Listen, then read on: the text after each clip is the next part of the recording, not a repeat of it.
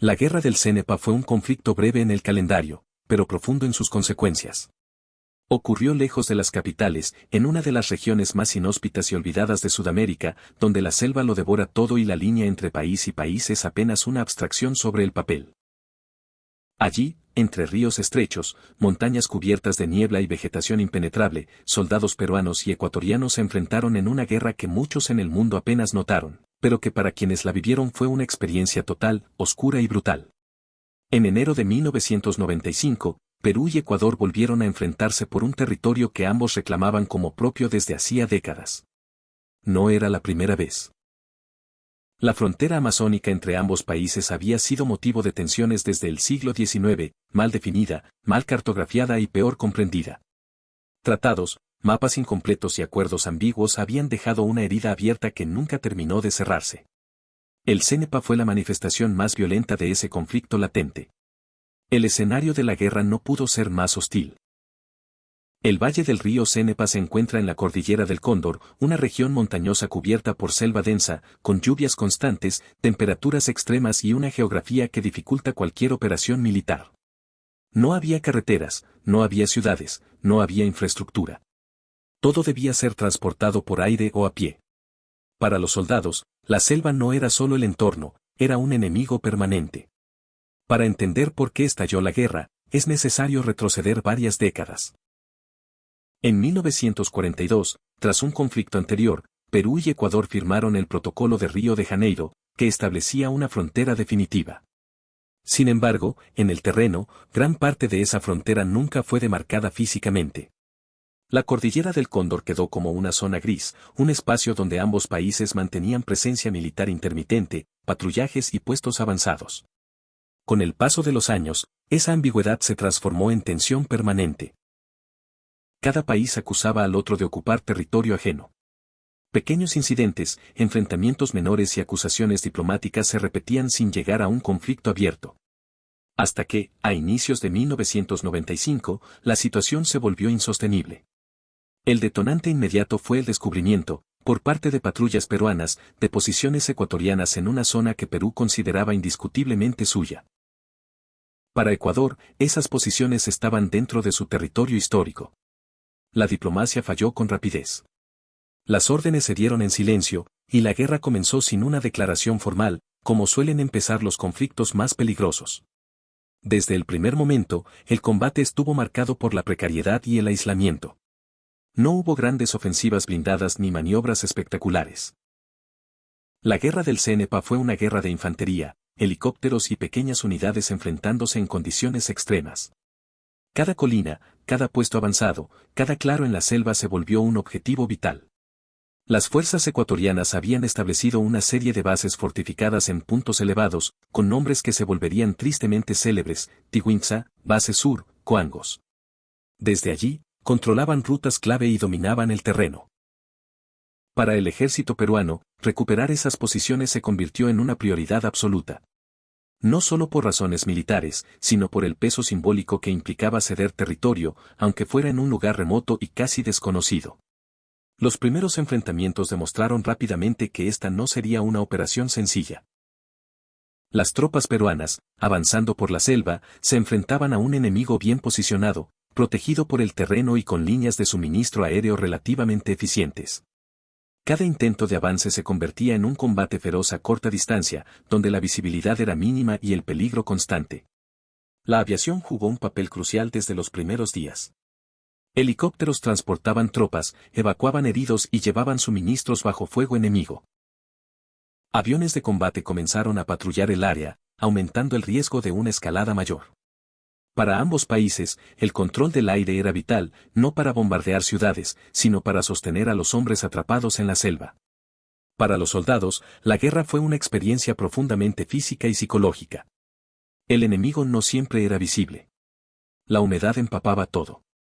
Las enfermedades tropicales se sumaban al peligro del combate. Dormir era casi imposible. Cada sonido en la selva podía ser una amenaza. El miedo no venía solo de las balas, sino de la sensación constante de vulnerabilidad. A diferencia de otros conflictos, la guerra del Cenepa se libró casi completamente fuera de la mirada del mundo. No hubo grandes titulares internacionales, ni cámaras transmitiendo en vivo. Mientras el conflicto avanzaba, gran parte de la población internacional apenas sabía que dos países sudamericanos estaban combatiendo en plena Amazonía. Esa invisibilidad contribuyó a que la guerra se desarrollara con una intensidad que sorprendió incluso a sus protagonistas. En Lima y en Quito, el conflicto despertó un fuerte sentimiento nacionalista. La opinión pública comenzó a presionar por resultados. Ningún gobierno podía permitirse aparecer como débil o dispuesto a ceder. La guerra, que había comenzado como un choque localizado, empezó a adquirir un peso político enorme. Cada combate en la selva tenía repercusiones directas en las capitales. Sin embargo, en el frente, lejos de los discursos y las banderas, la realidad era otra. La guerra del Cenepa no se parecía a las guerras tradicionales. No había líneas claras, ni avances espectaculares. Había desgaste, confusión y una lucha constante por sobrevivir en un entorno que castigaba sin piedad a ambos bandos. Para Perú, el desafío era doble. Derrotar a un enemigo bien atrincherado y hacerlo en un terreno que neutralizaba muchas de sus ventajas convencionales. Para Ecuador, la misión era resistir, mantener posiciones clave y demostrar que podía defender lo que consideraba su territorio. Ambos ejércitos estaban atrapados en una espiral de escalada que parecía difícil de detener. A medida que enero de 1995 avanzaba, la guerra del Cenepa dejó de ser un intercambio de patrullas para transformarse en un conflicto abierto y sostenido. El epicentro de esa escalada fue un conjunto de posiciones ecuatorianas fortificadas en la selva alta, especialmente una, Tiguinza. Ese nombre, desconocido para la mayoría del mundo, se convirtió en el símbolo de la guerra y en el punto donde la lucha alcanzó su máxima brutalidad.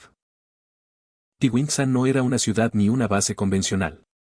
Era un conjunto de posiciones defensivas excavadas en la selva, aprovechando elevaciones naturales, con trincheras, refugios camuflados y campos de tiro cuidadosamente preparados.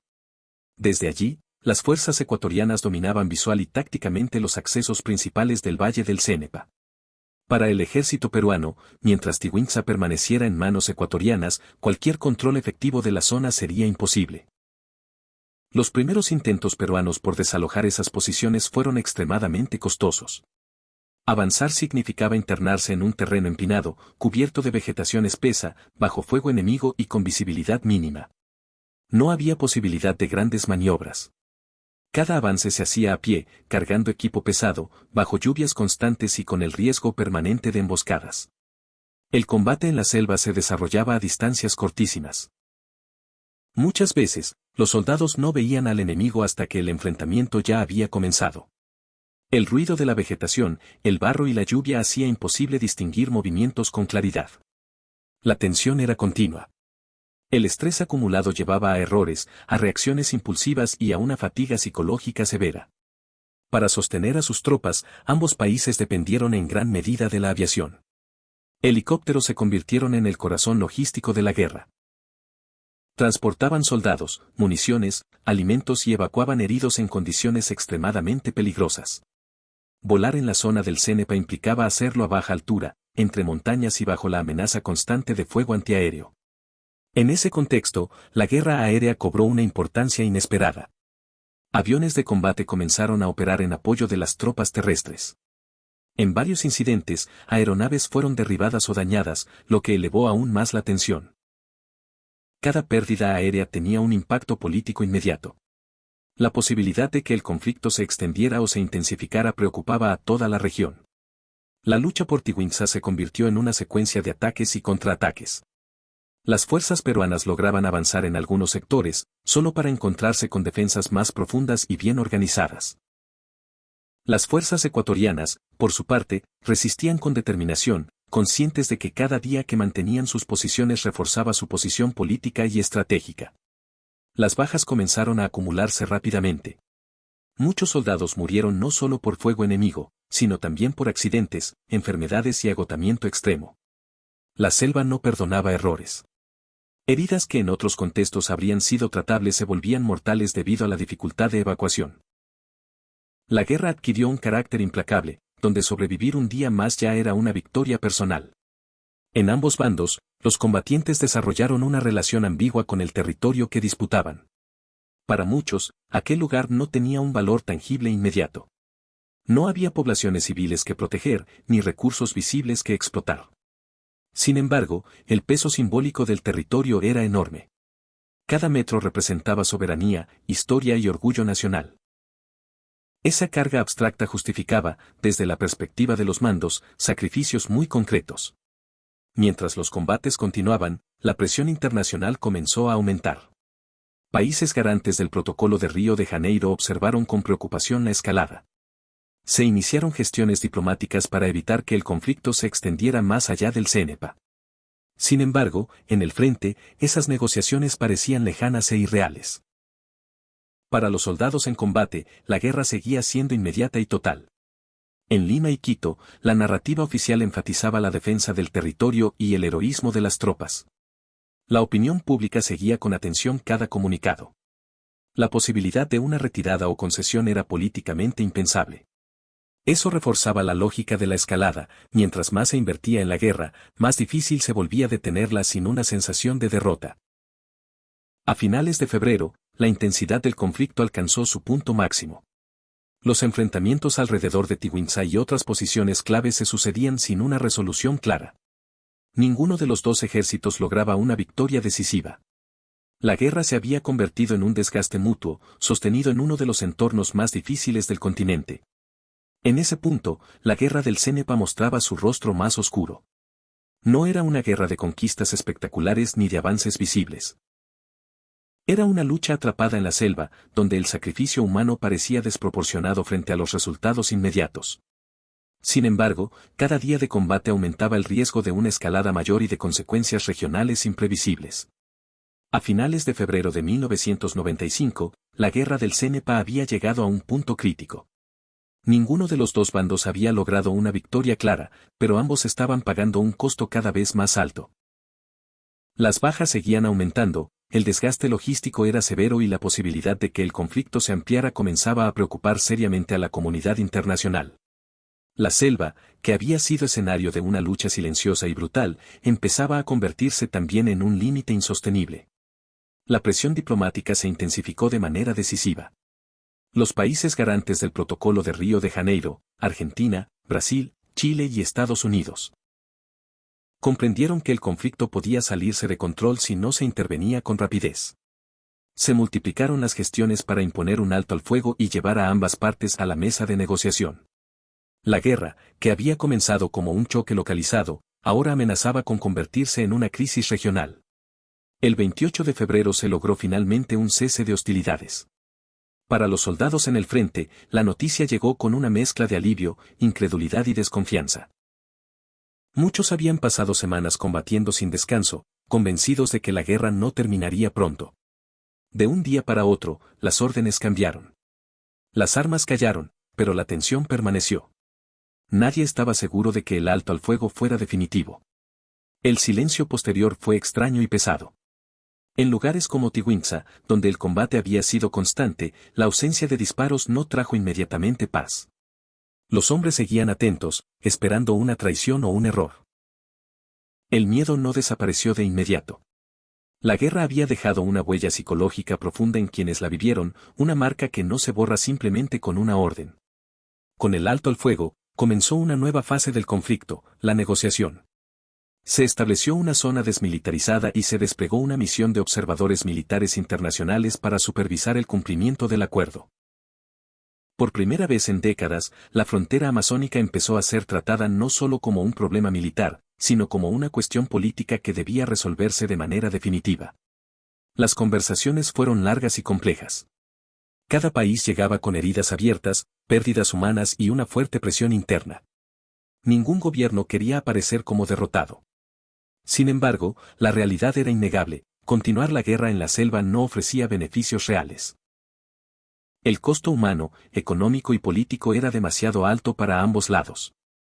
En 1998, 3 años después de los combates, Perú y Ecuador firmaron el Acta de Brasilia. Con ese acuerdo, se estableció de manera definitiva la frontera entre ambos países. La cordillera del Cóndor fue delimitada con precisión y el conflicto territorial que había provocado guerras recurrentes durante más de un siglo llegó, al menos en términos legales, a su fin. El acuerdo no implicó una victoria absoluta para ninguno de los dos. Cada parte obtuvo concesiones y aceptó compromisos difíciles. Sin embargo, lo más importante fue que se cerró una disputa histórica que había costado innumerables vidas y recursos. La Guerra del Cénepa, breve pero intensa, fue el último capítulo armado de esa larga rivalidad. Desde el punto de vista militar, el conflicto dejó lecciones duras. Demostró la complejidad de combatir en la selva, donde la tecnología y la superioridad numérica pierden gran parte de su efectividad. Mostró la importancia del control aéreo y logístico en entornos extremos y evidenció que incluso guerras limitadas pueden escalar rápidamente si no se manejan con cuidado. Desde el punto de vista humano, la guerra dejó cicatrices profundas. Muchos de los soldados que combatieron en el Cénepa regresaron a sus hogares con recuerdos difíciles de procesar. La selva, el miedo constante, la pérdida de compañeros y la sensación de haber luchado por un territorio abstracto marcaron a toda una generación. Para ellos, la guerra no fue un episodio diplomático, sino una experiencia límite. La Guerra del Cénepa también es un ejemplo claro de cómo los conflictos olvidados pueden ser tan intensos como las guerras más conocidas. No hubo grandes ciudades destruidas ni millones de soldados involucrados, pero la brutalidad del combate y la carga emocional fueron reales y profundas. El hecho de que ocurriera lejos de la atención internacional no la hace menos significativa. Hoy, la frontera entre Perú y Ecuador es una de las más estables de la región. Ambos países mantienen relaciones diplomáticas y comerciales normales. Sin embargo, esa estabilidad se construyó sobre una historia de enfrentamientos, desconfianza y sangre derramada en lugares remotos como el Valle del Cénepa. Recordar ese conflicto no es reabrir heridas, sino comprender el precio real de las fronteras mal definidas y las decisiones políticas postergadas. La Guerra del Cénepa fue una lucha oscura, librada en silencio, donde la selva fue testigo de una violencia que pocos vieron y muchos olvidaron. Fue una guerra corta, pero intensa. Limitada en alcance, pero profunda en impacto. En ese rincón del Amazonas, Perú y Ecuador se enfrentaron no solo por territorio, sino por identidad, soberanía y orgullo nacional. Como muchas historias que merecen ser contadas en batallas olvidadas, el Cénepa nos recuerda que las guerras no siempre se deciden en grandes capitales ni en campos abiertos. A veces se deciden en la humedad de la selva, en puestos avanzados sin nombre y en la vida de soldados anónimos que cargan con el peso de decisiones tomadas muy lejos del frente.